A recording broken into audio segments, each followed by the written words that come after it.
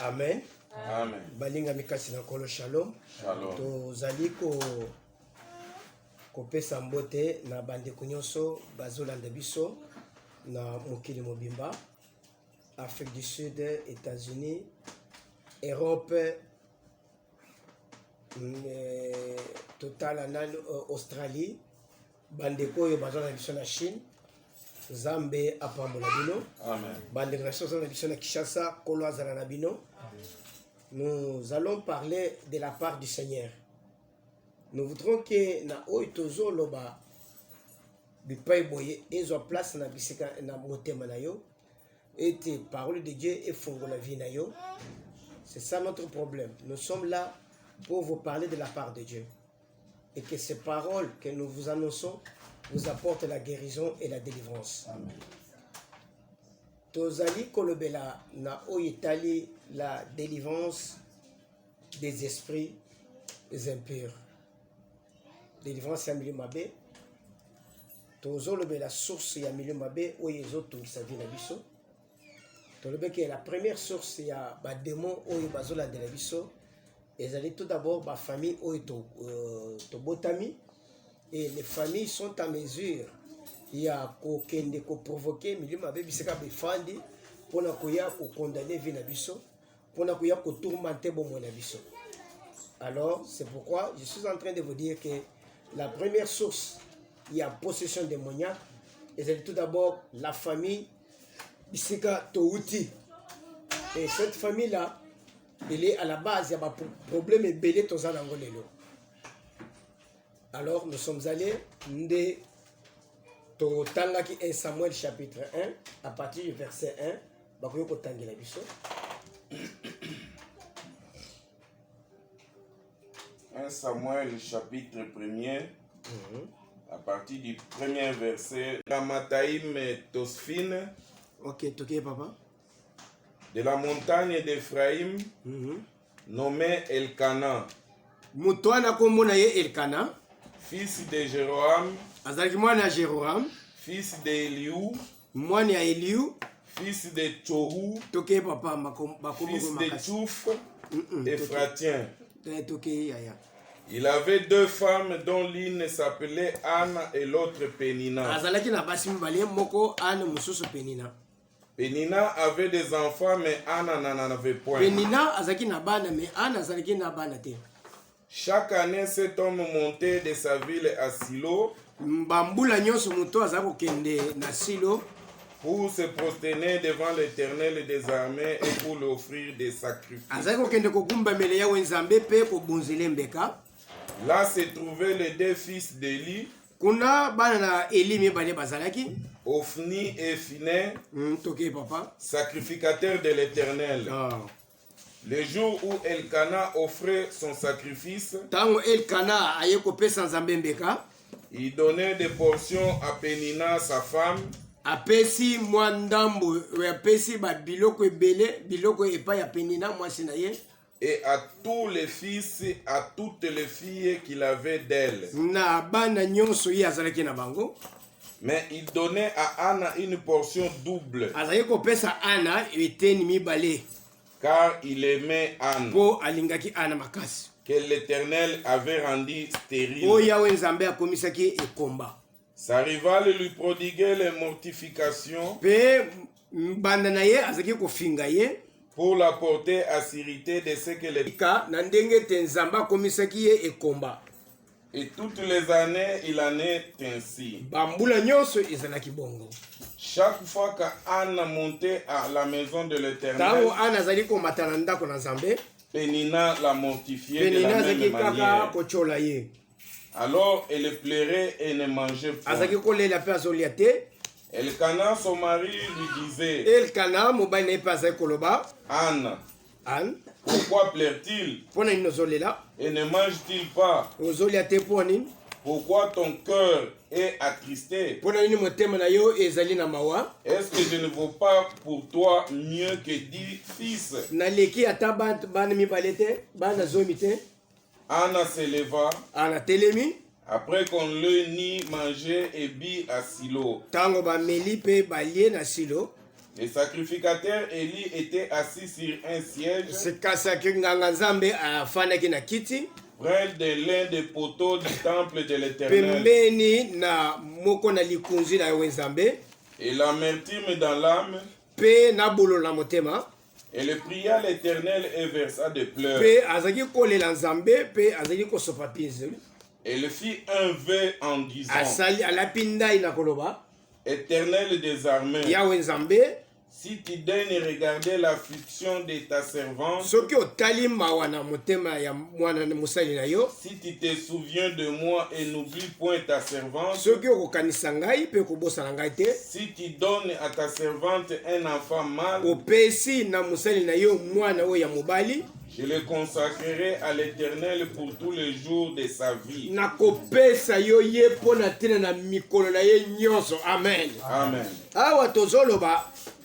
Était à la recherche de la solution pour sa satisfaction. Tu peux exposer même ta famille. Et tu peux faire des esprits dans ta famille. Oyebi lelo soki biso toyebi nzambe tokomi kosalela nzambe ezali po peut-être ba maman ba trouvaki ba situation difficile ba eye koluka baluka nzambe na koluka nzambe wana ba mema biso lelo biso tokomi basalela nzambe. Et ils ont fait que à la recherche de la solution, aujourd'hui la famille a un serviteur de Dieu. Amen. Alors c'est ce qui peut se faire aussi. Et à la recherche de la solution. Aujourd'hui, Ebele bazana ko kangama. Aujourd'hui, Ebele bazana 5 millions mabe. Ndenge alama ana mataki na silo po abotekite. Azoluka bota. Ezali c'est la même façon. Oyipe mama na yo akotaki na ndako nganga. Pona kuluka ko bota. Akotaki na ndako nganga. Pona passe aux ko ilayi. Parce que vous savez dans ce monde, les gens ne veulent pas souffrir. Ceux qui passent hier par tous les moyens à trouver solution. L'homme a été toujours à la recherche de la solution. Maintenant, dans la solution, on a tozangaka côté ya kokimela. Tokenda kuluka wana ndenge na biso. Parce qu'on cherche de l'autre façon, c'est déjà une porte d'entrée. Nous offrons. Ana ke koluka mwana. Ake koluka pa na Nzambe. Alebete alapindai. Et moi, je suis pour dire quoi, il y a aussi de ces gens-là. À cause de la souffrance, il y a pas. À qui a côté nanda kwanganga. À côté na bakoko. À côté na bilima ya mai na ya zamba. À déclarer maloba. Et ceux qui ont pamboli nga pesi nga mbongo. Ceux qui na gardé musalawan. Moi na ngai ya liboso na kubali sa yoye. Ba na ngai nyoso na kabeli obango. Vous savez, Josué a dit, moi et ma maison, nous servirons l'Éternel. Josué a dit, kabanda konaye et pas une Nzambe. Si Nzambe a dit Nzambe ya solote, kaka malobo ya lubiwana, miluma belinge kozanda konaye. Botala nanu bateau et ba brigand, oye bakenda ko boma Yesu. Bazolo bani. Que son sang tombe sur nous et sur nos enfants. Bandeko bavandi, bana bazate. Mais bazo déclarer que makila na Yesu et qui te tili kolo na bango na likolo ya bana. Pendant que les enfants n'étaient pas là. Aujourd'hui nous participons plus na mabe ba parents basala ndele comme ba problème na vie na biso. Aujourd'hui nous souffrons. Na ba acte ba parents basali ba ke ko provoquer ba ke ko luka ba ba kota contact na bilima be mais tant ba kota contact ba vani ba ngomo côté ba engager biso ba engager bana. Aujourd'hui j'ai pris Dieu, j'ai engagé toute ma maison, j'ai engagé tous mes enfants et qui ndenge zaboy ezala bana na ngai Saint-Esprit ko fana ba ko sela kaka Nzambe. C'est ce qui a fait qu'aujourd'hui, il y a beaucoup de gens qui ont des problèmes. Parce que tant que papa tant que en contact avec les esprits des eaux. Les lobes esprits des eaux et bandit qu'on a battu. ndeko moko azoyebisa ngai alobi azosambela lali alors azoloba boye amoni tant tosali prière ya vendredi tosilisi asambeli prière ya WhatsApp alali pongi azolota bazokotisa na kati ya ndako balobi ete mbongo na yo yango oyo arécupere mbongo na ye nyonso alingi abima amoni mbombo kwa ye lokola mutu aye kuampeshe ye ete akoko bima na mbongo wana te akangi ye penza asituki boye eza ndoto pour dire quoi c'est un esprit de famille oyo elandi ndeko elobiki na famille oyo mbongo masemba teka yo zozwa mbongo ozokende nango wapi c'est cet esprit là ya famille wana oyo ezolanda kote ndeko ya kokosima mbongo te moko azoloba papa mobali soki aye aza na décision ya kobala ngai il faut nalala nazolota mwasi azolobi yokende wapi yo kobala te na famille oyo moto akobala aza te biso nde tozokonza bino okomoni soki kaka naloti ndoto wana ekosalisa me tokoyoka mobali akangi telefone nimero elekaka lisusu te soki nazoforce akotisinga na boîte noire mpe ezoleka bongo c'est un esprit de famille oyo bakei kosusite oyo ekanga mabale ya famille soki oluki délivrance te vino ekotekana kaka bongo mais qui a suscité cet esprit là à chercher la solution les parents sont allés tomber dans des mauvaises mains sont allés tomber dans des mauvaises maisons bakei kokwea na bisika bato mabe aujourd'hui nous en souffrons des bibles les parents ont mangé des raisins verts et les dents des enfants en ont été agacées. Mes parents balie manga ya mobeso mini ya bana ekomi ngai mabe nyonso ba parents bazosala biso nde tozofuta c'est tozofuta ndeko ya koti na temple akei kozwa engagement en dehors ya mobali na ye mpe na engagement wana alobi ete mwana oyo nakobota nakobonzela yo directement zamba alobi na yoneli yo nakangami na yo aye kokotisa un serviteur de Dieu na kati ya ndako oyo azalaki te pour dire quoi il y a aujourd'hui bakotisi bato na kati ya bafamille oyo bakoki kokota na kati ya famille te bakotisi milimo mabe na kati ya famille oyo bakoki kokota na kati ya famille te nde yango ne ebandi kotungisa biso ebandi koturma te biso mari de nuit na kati ya famille esilaka te na bato bana ya basi mari de nuit esilaka te mibali femme de nuit basilaka te ndeko moko aza na kati ya église alobi papa ngai femme de nuit meme na kati ya église so kaka nasambeli moke na vandi azoya aye kokanga ngai ntango tozoya kolandela tozala délivrance c'est quoi papa na ye papa ya garçon oyo azalaki moto ya occultisme asalikisi occultisme po azwa mbongo na mbongo na ye azalaki na baesprit na ye nde aye kobalisa bana na ye nyonso ya mibali na basi ya monde de ténèbre basi ya monde de ténèbre de sorte que azotravaille na étoile ya bana ntango mwasi wana azoya azorécupere étoile ya bana nyonso azopesa papa azomata nango tozosambela ndeko moko lobi tozalaki na ndeko ya fandi awo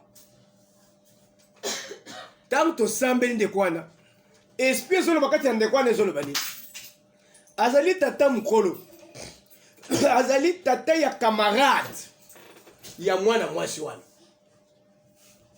azosala mosala munene mosala na ministère moko awo azoloba nini alobi mwana mwasi oyo aza mwasi na ngai bomeka kosimba te soki bosimbi bokobela maboma pourquoi soki borécupere ye ngai na perdre mosala okomi awa ndenge nini alobi ete mwana ngai ya mobali natindaka bango bazwaka bakamarade na bakamarade wana ngai nakotaka travers mwana ngai mobali mpo naposedaka bakamarade na bango.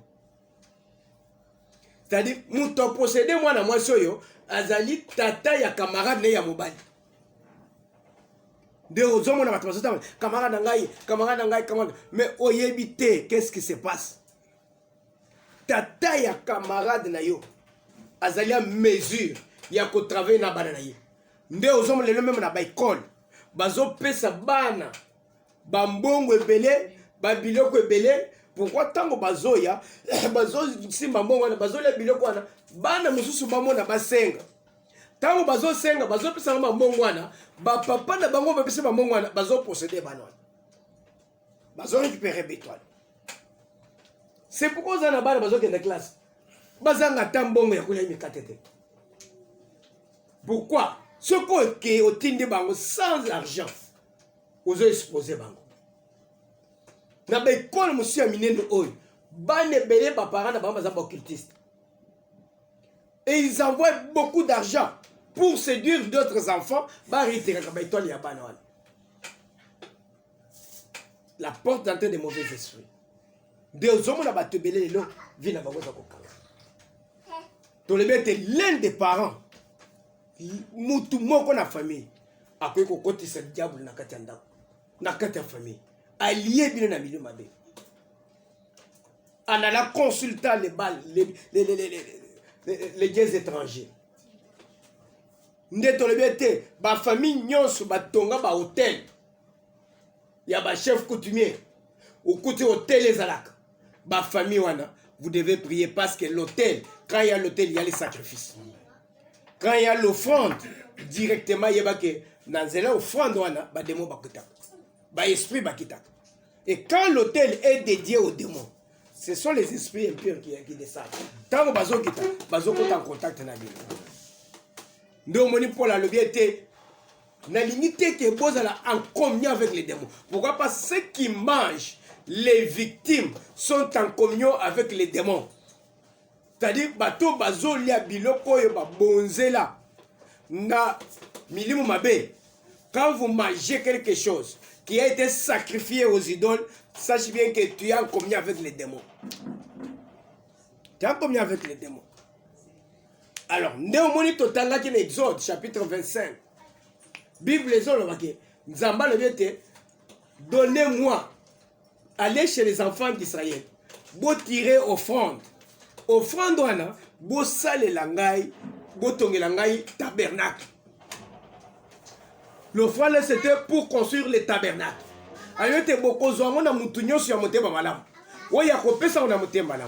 Je voudrais vous dire ceci.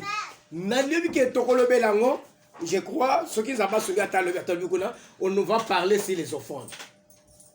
Vous savez, je vais parler sur deux sortes d'offrandes. Offrande, il y a na offrande, il y a kobele la nzambe akita asalela yo.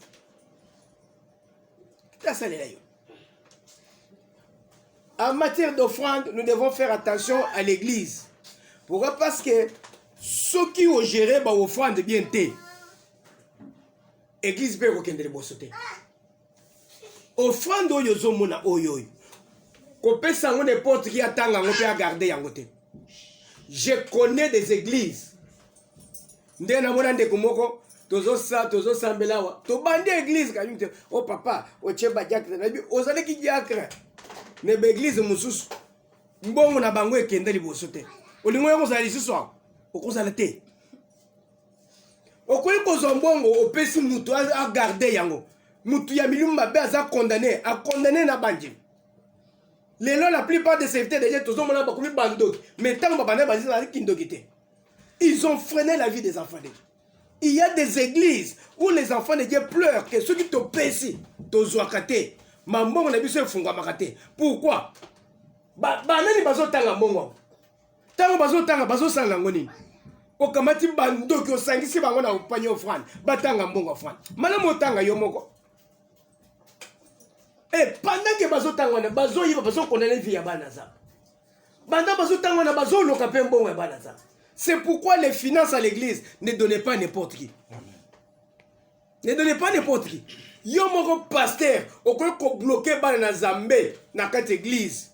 Soko mbongo ya bandimi na nini opesi mutu moko a gérer oyebe état d'âme na yete. Biloko le banda ba église ekufa. Bozu ya bato kangama à cause ya biloko. Oza diacre gérer bakit. Gérer bakit. Parce que finance na l'église ezakelo moko ya munene. Ce qui les finance fungwami na maboko ya bato te église ekangama. Église e avancaka te. Ils avancent à côté. Ezaneti, ndeko moko apesinga mbongo dimanche. Papa, zwa mbongo ya construction ngoyi. Nazwa mbongo wana. Lokola tozana piaka mikoloyo. Naka bola bino. Automatiquement, vous avez très mal agi. C'est la malédiction. On se comprend. Kolia te, mbongo ya musala na Nzambe, etika musala na Nzambe. Ça doit faire l'œuvre de Dieu. Quelqu'un mouton a pesi bo sal musala na Nzambe. Amoni botongite bokaboli bolie. Tango akomata likolo. Amoni bosali installation ya courant te. Akoya soko pesi bino dimanche mosusu. Jamais. Nasina yimi mundi moko akima église apesi pasteur bon papa somba groupe. Amoni dimanche prochain pasteur abando sa iso collecte ya groupe. Papa, ngana pesi mbongo ya groupe. Groupe ke wat? Ote omoni mbongo wana na futele bani minerval aka. Ngana pesi futele bani minerval. Omoni ke opengisi kondima ya mutwana. Il y a des choses même dans l'église quand les hommes de Dieu sont là. Vous devez voir les hommes de Dieu doivent seulement venir pour faire l'œuvre de Dieu. Un point intérêt. Makambo ya mbon, ceux qui bon moni bo bato ba tcheka na makambo mbon. Faites attention. Bongo ekimisaka Nzambe na kati église. Bisaka Nzambe na kati église. Ndenge bazo matali bazo sali kolwana. Oyo mitsono ezaka. Bazo sali installation wana mabe. Il faut na peso ke ndokolia. Ah papa Daniel. Oliate. Kola pa mola yo. Amen. Des sortes d'offrandes. Offrande ya construction. Omunenge zo salwana. Zamba zana kimia. Zamba zane sengo. C'est il faut qu'on paie sango pour musana Nzambe mata. Musana Nzambe fungwa mabana na Nzambe ba pambwa ma. Ezalaka eloko moko même ata pi ko boye ko pesa te pesa. Eza monument zo tongela Nzambe. De offrande ça na problème te. Mais offrande ça na problème. Ezali plus offrande o to pesa après prédication. Au PC après prédication, tout ça les prières. Tant que ça la prière, au tomboli offrande pour la réponse à l'ikamonayo. Il faut cela avec une offrande. C'est-à-dire, tu mets l'offrande sur l'autel. Pour la l'ikamonayo, sambela simbo offrande zambatelema. Offrande wana. Ceux qui ont simbian en église, oyo yebi nzambe te, oyo balié pacte na Satan. Yeba que tu es en train d'offrir sur la table des démons. Au lieu Zamba kita ayanola yo, tu n'entres en contact avec les démons. Avec les démons. C'est ce qui fait que batobele baza kokanga. Misana batobele za kokanga. Pourquoi quand tu as donné l'offrande après prédication, malgré maté bategi ya Yesu, mais au peseke na maboko ya nani. Muto ya signé alliance na nani. Et tant que yozo sambelwan, ou est-ce que au belekinzam, et ce kinzambe ya solo bien à l'okuta. C'est ce qui fait que la plupart des gens dans les églises, bazo pesa ba offrande mais bazo kaoka. Pourquoi? Ba côté en contact na zambe ya solo te. À partir de l'offrande, tu peux entrer en contact avec les démons. Ba kangi pe misal na yo. Or Bible les olebete quand les démons viennent, c'est pour détruire, égorger et dérober. Quand tu entres en contact avec les démons, c'est pour détruire. Il y a un démon qui est bébé.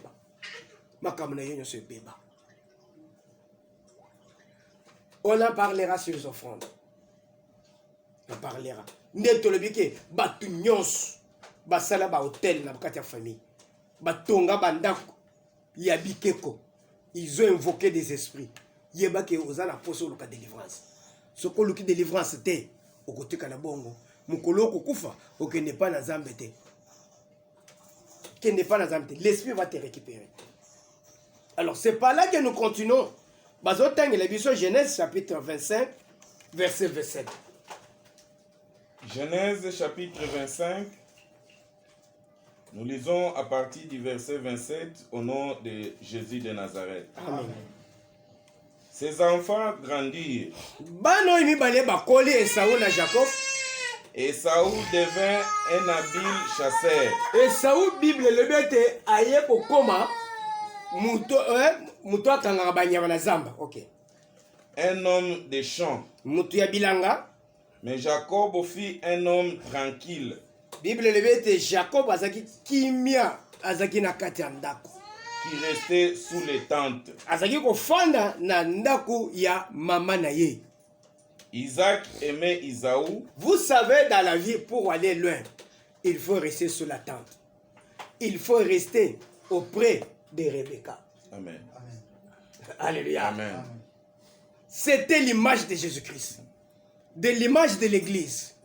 Et aujourd'hui, pour réussir, il faut être attaché à une Église. Tout comme pour échouer, tu peux aussi être attaché à une église qui ne confesse pas Dieu. Il faut évoquer au carême une église. Nazo biso omata okita vie ya muté fungama kan église. Église c'est que vie ya muté fungama. Makambo ya muté fungama. Celui qui ne vient pas à l'église, mutuana akokete musikate. Muto ebi makambo na zambete, azofa na kati église adona makambo na zambete, mutuana akokende musikate.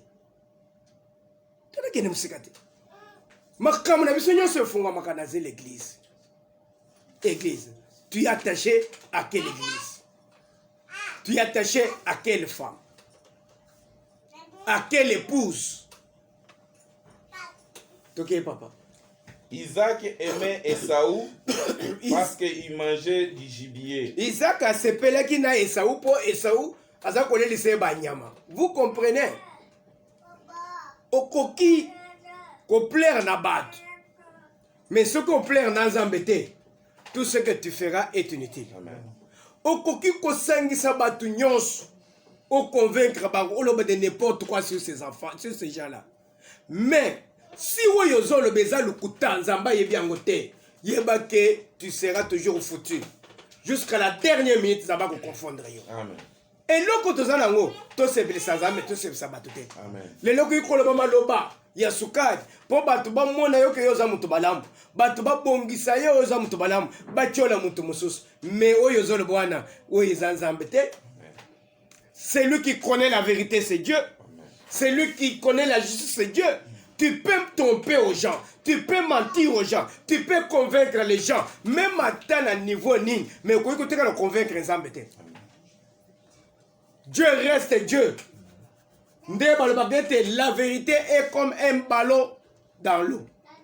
Ballon izalaka et ezalaka likola maye edinakate. Même ata au fini ango na maboko. Au kotisa on a se ya mai. Ti maboko ekolemba. Tango kotika maboko, ballon ekobima. C'est ça la vérité. Tu peux cacher la vérité qui est Jésus-Christ. Un jour, il finira par sortir. Amen. Car il a dit, je suis le chemin, la vérité et la vie.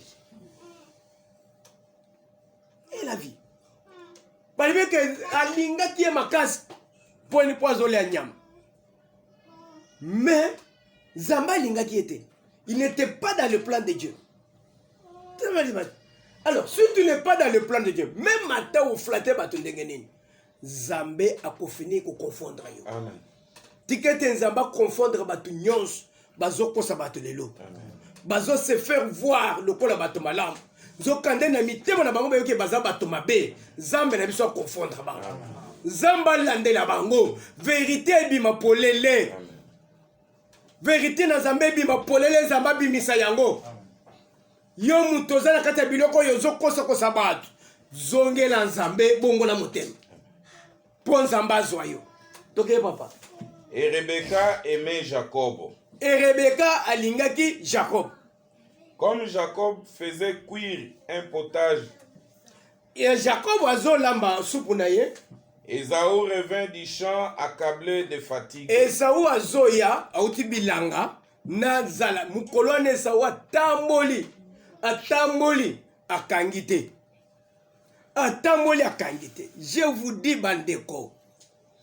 Ésaü akezamba ti akangi nyamate. Mais Jacob oya fandeki na ndako azwi soupe. Azwi biloko kolia. Nazo yebisa yo zala na makolo na Yesu. Un jour, il t'assistera. Musala ekoya kokuta yo. Musala ekoluka yo. Libale ekoluka yo. Ukende ko pa okotanda ko emabe. Oni à la recherche de la solution. Mais c'est la solution. Solution nozoluka ngona makolo ya nani? Ya Yesu. To sambela. Ce que tu as besoin viendra de soi-même. Toke papa. Et Ésaü dit à Jacob, Ésaü alobi na Jacob, laisse-moi, je te prie. Laisse-moi, je te prie, na bondeli yo, manger des serous. nalia pe potopoto. Des serous là, car je suis fatigué. Pote nazo na lembi, nzale bomingi ekobomanga ya. C'est pour cela qu'on a donné à Ésaü le nom d'Édom. Yaonde ba pese kombo ya Edom. Jacob dit, Mutu nazala. vends-moi aujourd'hui ton droit d'aînesse. Alebete pona pesa yo potopoto. Pesa ngai nano bokonzino ya bokulutu. Ésaü répondit, Ésaü ya noli, voici, je m'en vais mourir. À quoi me sert ce droit d'aînesse? talane nazo kende kokufa na nzala. Sikoyo bokonzi wana ya bokulutu ekosalela ngai nini? Et Jacob dit, Jacob alobi, jure-le la pandaille, moi d'abord. ah, Il le jura. a juré. Et il vendit son droit d'aînesse à Jacob. Ateki droit d'aînesse na ye et pas ya Jacob. Amen. Vous comprendrez que aujourd'hui, bana nyonso ya Ésaü batikali privé des droits d'aînesse à cause ya koko na bango, à cause ya papa na bango. Azaki na nzala, azaki na souffrance. Mais pour trouver le kolia, il devait vendre ce qui devrait donner le pouvoir et l'autorité sur toute sa famille. Ateki nyonso et pas ya Jacob. Jacob a récupéré droit d'aînesse à PC potopoto. À PC almeni allié. Pourquoi bazo le belelikambo na kati ya Bible? Poto landelango. Bazo le belango pour dire quoi? Pour voir comment et loko oyo nani individu Ésaü asali ça y est un impact négatif sur la vie des enfants d'Ésaü. Un impact négatif. Et loko Ésaü asalaki et un impact négatif sur sa vie et sur la vie des enfants. Aujourd'hui, les enfants sont en train de subir ba problème na ba difficulté na vie na bango par rapport ya ba accord ba parents basala na ba accord na bango ba juré ba lapindai ba kotisi satan na kati ya famille ba kotisi ba démon na kati ya famille ba juré ba sali alliance avec les esprits ya cimetière ba teki pouvoir ya famille ba teki richesse ya famille bateki mabali ya famille. Dès aujourd'hui, les enfants de Dieu sont tourmentés. Banana zambelelo, ils ne savent pas à quel sens se vouer. Okoki ko sambela, soki na famille na bino, bateka mabali, même attendenge nini. Po simba ngweza pasi. Bateka mbongo, même attendenge nini. Po simba ngweza pasi. Et quand on vend l'argent, on vous envoie un esprit de pauvreté qui va vous attacher. Ou yezo kangamana yo pote ozo eloko moko la vida. 1 Corinthiens chapitre 7, verset 36. tosambela toluka délivrance eza na makambo mosusu oluka na vie na yo oyo bateka ozoyeba te moyen oretrouve eza te basi bateka bana ya esau bazoluka baretrouve primauté na bango eza lisusu te. Pourquoi? Parce que cela a été vendu par son père à cause du potage. 1 Corinthiens chapitre 7, nous lisons à partir du 36e verset au nom du Seigneur Jésus. Amen. Si quelqu'un regarde comme déshonorant pour sa fille de dépasser l'âge nubile, ce qui mutu azomona ete mpo na mwana na ye ezali koyokisa soni ya koleka mbula oyo ya likolo na ndako na ye, et comme nécessaire de la marier, a trouvé que mwana oyo azoumela mwana nga mwasi azomela na ndako oyo azolekisa ta na trouvé bon na balisa ye qu'il fasse ce qu'il veut. Bible ezoloba ete asala oyo alingi abalisa ye, il ne pêche point azosumuka te qu'on se marie. Mais si kasi celui qui a pris une ferme résolution, azwi une ferme résolution sans contrainte et avec l'exercice de sa propre volonté, et qui a décidé en son cœur de garder sa fille vierge, celui-là fait bien. Vous comprenez? Comment est-ce que tu as livré? La famille peut nous livrer dans l'esprit impur. Bible les autres boy. Ce qui papa zomona ke, ce qui a bombi moi na ya mwasi na ndako. Alekisita na ndako akoya ko déshonorer ye, akobata ça de kindumba na ndako, ko kotisa so na ndako, a trouvé que na koyo ko balisa ye, azo balisa ye asali mabete. Ya ngondo zomona ba mariage forcé, ezali mingi na bakasai na ba ditalala mwana muke alibi na lingi mwana oyo akoma boité na balisa ye. Azo balisa c'est la parole de Dieu. Même à balissé na des lois, loi y a côté la maté, loi wana est contraire la Bible. Oh il faut causer là, moi papa mon déjà que moi na comme na posé à mibali. Olia ya ko sanga sonyi na ndako na balisa ye. Bible le dit que asali mabete. Papa daye. Loi na bino wana awa weza na place te. Asali mabete. Nzambe azol ndezo mona mariage précoce tozo le mariage précoce mais Bible yango y autorisé ya a bien seulement bête il a fait du bien mais maintenant il dit ceci ce qui papa a trouvé était moi na ngai abanda na kobalisa ye te Bible bête asali malam asali pe mabete. Pourquoi j'ai dit ça? La parole de Dieu a donné le pouvoir aux parents de faire avec leurs enfants ce qu'ils veulent. Liloba na Nzambe yango moko. Et pesi papa pouvoir. Ya kosala oyo alingi likolo ya mwana na ye. Alors ce que papa oyo balebi ke soka trouvé que malamu abalisa ye akobalisa ye. Mais ce qui papa waza occultiste. Alibete ngai moko na kobala mwana na ngai. Nani aopekisa ye? Soki papa oyo aza ndoki akeya beti nzango na kindoki atrouve mobali ya kindoki abalisi mwana na ye na kindoki nani akopekisa ye? Nde ozomona lelo ba mari de ni basilaka te ba femme de ni basilaka te. La Bible a donné le pouvoir sur le parent de faire ce qu'il veut avec son enfant. Mais si cet enfant aujourd'hui, si ses parents azamuto misala mabe yebake ndako mobimba akolivrer bino. Nde aujourd'hui bana ebele na kati ya ndako baza sacrifier na bilima be. Baza sacrifier na bilima ya mai. Bilima ya zamba. Bilima ya zamba. Na moni papa moko akeye moko azako cultus abandi ko mona mwana ya mwasi. Baye balebele bi asa mwana ngai. Nazo sani ndenge na lingi. Eza ekila, sala boye, ba bongisi après abimisi mo alongoli mwana atindie na poto. Tango papa zokene na poto akeko mwana mwana wala. Mwana na ye moko ya botaki. Poni papa ya misala mabe. Mais akoki n'est pas comme mwana physiquement. Mais azoteka yo. Na sina moni ba papa bazo beta carte. ya mbongo babete baganye mbongo nyonso esi alebi mbalo soko ganye okozomwa na nga mwasi wana akomona ebele bateka bango na bakarte na basi na bango bateka nga na yebi papa leki moko na biso moko ateka mwasi na ye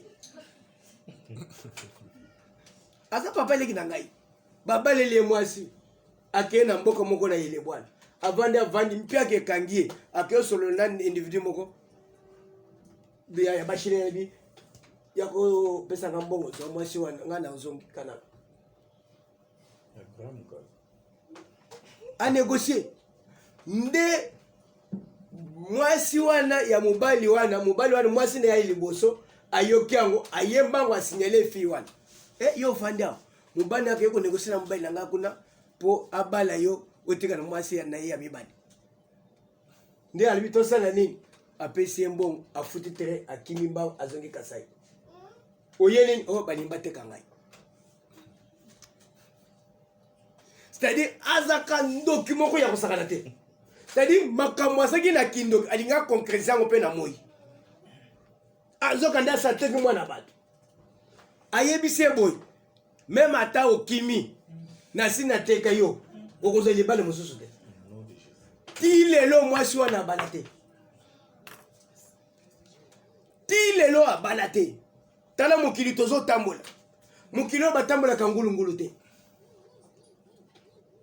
mobali nini okenda kobala ndeko moko alobi papa nakoti kaka na libala le premier jour nafanda nalala boye nazolota mobali na ngai azoloba yaka nalakisa yo le véritable mari mobali na yo tozokende tina kamwa ndako moko ya bikoko tata moko ya mokolo azobima alebi mobali na ye ya solo yango ngai naza etikete atiki ngai wana nasi toka boye pongi alebi papa makambo ngai nalota namonaka meme na nzoto na ngai eze meme ata mobali na ngai voyage eza neti nauti kolala na mobali yango nzoto pasi encore ateke na mobali akoko ya nde wana biloko nini alie alebi nzoto pasi ti lelo abi non malamu nalongwa na libali oyo nalongwa na libali nzoka nde naza na deuxième libali ezalaka ngai bandoto nini olotaka otambolaka na banani besprit nini elandaka yo papa na yo atika yo wapi abalisa yo na nani Bible dit que si le papa a le pouvoir ya kobalisa mwana yo to comme yakoboy tout comme maman appelle le pouvoir ya kobalisa mwana yo tout comme akoboy mais ce qui andimi abalisa yo pa ya nani akosiona ndako ya nani dozomone vie ya bato ezofonda mikolo nyonso soko olali omilotaka wapi zamba nini ezana ndeko moko touti kosolo na ye azoyebisa ngai alobi papa nazalaki na libali mobali wana afandi prophète moko ayebisa bi mwasi oyo nde azokanga mbongo na yo benga na ye babengani ngai tofingi prophète totambola bo banzamba ya lokuta o boy mais papa ngai moko ntango mobali wana atikali asali 6 mois ya pamba asombi lupango asombi mutuka baréhabilité na mosala asali 3 missions de service na poto bandeko nezalo prophète oyo aza moto na nzambe ayebisemaka maso olingi okufa tala mwasi oyo bandaki dans 6 mois tala niveau okomi nango mobali alimi oui c'est vrai nde baye kofanya alibi ngai moko ntango naye kokota na priere nazosambela bazolakisa ngai ke papa na ngai ava akufa bazolakisa ngai nafai na kamwa ndako moko na zamba nazolia fufu na musuni na pongi mobali moko ya vandi pembeni azoya auti zamba aye na shimbrik ayena chimbrique aye nango aye apesa libi oyo nakawisi mpo na yo okoya kolia yango lobi oyo ilia lelo nazotune na libi me yo oza nani nazotune kaka oza nani abi soki papa no azanga na bomoi olinga otune ke oza nani ye nde moto alinga ayebisa yo papa na yo nde ayebi ngai bien yo oyebi ngai bien te mbongo nyonso bolia ngamu napesa bien te ye nde moto atekela ngai yo tina ndenge oza kofana libala wana yo okoki kobala te ngai moto azalaki ya la base ya destruction ya vie ya mobali na yo soki mobali na continue alinga kofa ali papa na surtuki na pongi naleli butu mobimba naleli butu mobimba alors mobali balebi ke mwasi aza ndoki nzoka nde mwasi aza na ndoki te mwasi babalisa ye epai ya papa na ye na nganga oyo apesaki ye mbongo me kota okoyebisa mobali akondimela yo te mpo deja asa bali amoni vie ebongi makambo nyonso ezongi oyebisa te ke mwasi aza na ndoki te mutu oyo papa na ye mutu aza na base ya makambo oyo papa aza kufu mbona wana ndima azoso mwasi ana azokisa ndako. Cherchez Dieu quand il est encore temps. Kozela na retardé. Makambo na Nzambe, sambela Nzamba fongola vie na yo. Komitika bongo te. Luka Nzambe. Bateka yo wapi? Batika yo na ba démoni. Batika yo na ba esprit nini. Nzamba kangola biso. O nyonso ata membre de famille. Akenda koteka ye. Ateka ata eloko na ye moko na zoto. Nzamba zongiselo ya. C'est là où on appelle l'offrande de rachat. D'où on a battu basala offrande pour racheter vie na ye. Pour na ko racheter misala na ye. Pour na ko racheter ba étude na ye na libala na ye. C'est là où intervient maintenant l'offrande de rachat na vie abato. Kola pambola yo kitisa mutu